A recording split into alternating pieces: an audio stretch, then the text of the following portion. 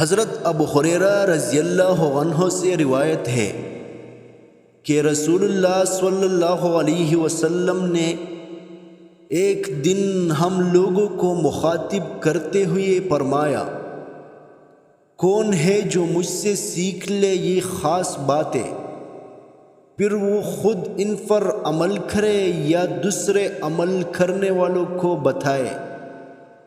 میں نے عرض کیا، یا رسول اللہ صلی اللہ علیہ وسلم میں حاضر ہو، تو آپ نے ازراہ شفقت میرا ہاتھ اپنے دست مبارک میں لے لیا اور گن کر یہ 5 باتیں بتائے۔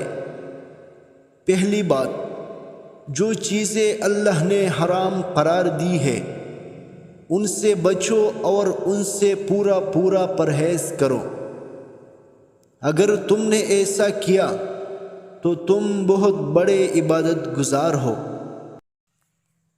دوسری بات، آپ صلی اللہ علیہ وسلم نے یہ فرمائی کہ اللہ نے جو تمہاری قسمت میں لکھا ہے اس پر راضی اور مطمئن ہو جاؤ، اور اگر ایسا کرو گے تو تم بڑے بے نیاز اور دولت مند ہو جاؤ گے۔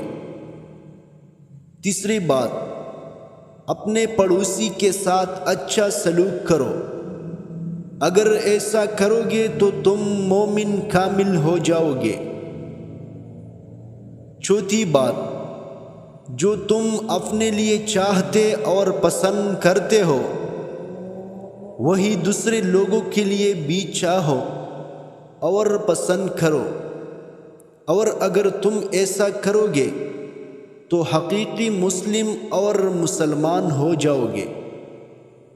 پانچویں بات، زیادہ مت ہنسا کرو، کیونکہ زیادہ ہنسنا دل کو مردہ کر دیتا ہے۔